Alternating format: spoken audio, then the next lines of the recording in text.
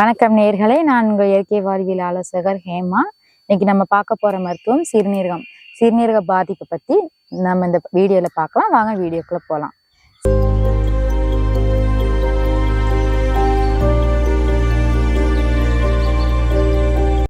சிறுநீரகம் பாதிப்பு வர அறிகுறிகள் என்னன்னா, முதல்ல உடம்பு சோர்வாகும். உடம்பு சோர்வான பிறகு கண் எரிச்சல் கொடுக்கும். அடுத்து கால் கை வீக்கமாகும். காலில் கை வச்சு தொட்டு பார்த்தா குழி உழுகும். அடுத்து வகுறு வீங்கும். அடுத்து நம்மளுக்கு தலைவலி வரும், மோஷன் போகிற ப்ராப்ளம் வரும், முதுகு தண்டில் எரிச்சல் கொடுக்கும். இந்த மாதிரி அறிகுறிலாம் தெரியும். இந்த மாதிரி அறிகுறிகள்லாம் உங்களுக்கு தெரியும் போது நம்ம கிட்னி பாதிச்சிருக்குன்றது நீங்கள் போய் ஒரு டெஸ்ட் எடுத்து பார்க்கணும். முதல்ல இந்த எவ்வளோ பாதிப்பு இருக்குது அப்படின்றத நீங்கள் போய் ஃபஸ்ட்டு பார்க்கணும் டெஸ்ட் எடுத்து. இதை பார்த்த பிறகு கிட்னி எங்களுக்கு பாதிப்பு இருக்குது, இதுக்கு நாங்கள் இப்போயே இந்த ஸ்டார்டிங்கில் நாங்கள் வீட்டிலேருந்து எப்படி இந்த பாதிப்பை நம்ம குறைச்சிக்கிறது அப்படின்னா, இஞ்சியை தட்டி போட்டு அதை 1 லிட்டர் 3/4 லிட்டர் தண்ணி ஊற்றி அதை கொதிக்க வச்சு அந்த தண்ணியை இடுப்பு பகுதியில், அதாவது கிட்னி ப்ராப்ளம் உள்ளவங்களுக்கு இடுப்பு பகுதியில் அந்த தண்ணியை எடுத்து ஒரு துணியால் அமுக்கி அந்த தண்ணி மிதமான சூட்டில் இடுப்பில் வச்சோம்னா அந்த கிட்னியோட பாதிப்பு கொஞ்சம் குறையும். அப்புறம் அதாவது களிமண் இல்லைன்னா புற்றுமண் இரண்டையும் எடுத்து அதை நல்லா தண்ணியில் கலந்து அந்த இடுப்பு பகுதியிலையும், காலு கை வீக்கம் இருந்தாலும் அந்த மாதிரி பகுதிகளையும் நீங்கள் இந்த களிமண்ணை இல்லைன்னா புற்றுமண்ணை எடுத்து நீங்கள் போட்டு ஒரு மணி நேரம் இல்லை 1.5 மணி நேரம் அதை காய வச்சு தினசரி நீங்கள் காலை மாலையும் செய்யும் போது இந்த கிட்னியோட பாதிப்பு குறையும். அப்புறம் பச்சை வாழைக்காயை எடுத்து அதை முழுசாக நல்லா தோலை சீவிடக்கூடாது. 1-2 சீவி அந்த காயை நறுக்கி நீங்கள் தினசரி காலையும் மாலையும் சாப்பிடும்போது இந்த கிட்னியோட பாதிப்பு குறையும். சரிங்களா? அப்புறம் நீங்கள் கிட்னி பாதிப்பு உள்ளவங்க நீங்கள் சாப்பிடக்கூடாது. என்னென்னா நீங்கள் சாப்பிடக்கூடாது. எங்களுக்கு கிட்னி பாதிப்பு வந்துருச்சுங்க, அதை நாங்கள் எதை சாப்பிடாம இருந்தால் இந்த கொஞ்சம் பாதிப்பு குறைச்சிக்கலாம் அப்படின்னா, நீங்கள் புளி, உப்பு, காரம் இந்த 3ஐயும் நீங்கள் ஒரு துளி அளவில் யூஸ் பண்ணி நீங்கள் சாப்பிடும் போது இந்த கிட்னியோட பாதிப்பு குறையும்.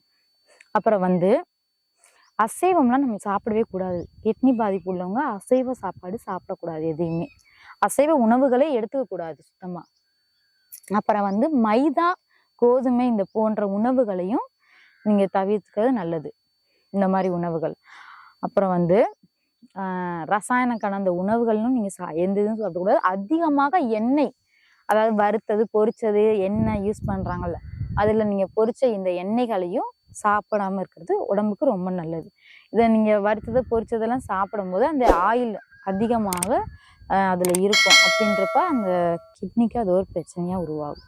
அதனால நீங்கள் ஆயில் ரொம்ப அதிகமாக யூஸ் பண்ணாமல் வீட்லேயுமே இவ்வளோ எண்ணெய் ஊற்றுறீங்கன்னா அதில் இவ்வளோ எண்ணெய் ஊற்றி நீங்கள் யூஸ் பண்ணி நல்லா செக்கில் ஆட்டின எண்ணெயை வாங்கி யூஸ் பண்ணி நீங்கள் சாப்பிட்டு வரணும். அப்போ தான் இந்த கிட்னியோட பாதிப்பு குறையும். அதாவது நீங்கள் வீட்டில் நீர்ச்சத்து உள்ள காய்கறிகள் நீங்கள் தினசரி எடுத்துக்கும் போது இந்த கிட்னியோட பாதிப்பு குறையும். நாட்டு சுரக்காய் நீங்கள் எடுத்துக்கலாம், சட்டி சுரக்காய், இந்த மாதிரி காய்கறிகள், புடலங்காய், இந்த மாதிரி நீர்ச்சத்து உள்ள காய்கறிகள் நீங்கள் எடுத்துக்கிறது மிக சிறப்பாக இருக்கும் கிட்னிக்கு. இதெல்லாம் பண்ணி எங்களுக்கு கிட்னி ப்ராப்ளம் இருக்குது அப்படின்னா ஒரு மருத்துவ குறிப்பாக நான் ஒன்று சொல்கிறேன். அதை நீங்கள் அந்த கஷாயம் மாட்டம் போட்டு வீட்டில் நீங்கள் பயன்படுத்தி பாருங்கள். அதாவது துத்தி வேரோட ஒரு கைப்பிடி எடுத்துக்கணும். அதே மாதிரி மூக்கரட்டை அப்படின்ற வேரும் அதோட ஒரு கைப்பிடி அந்த தலையும் எடுத்துக்கணும்.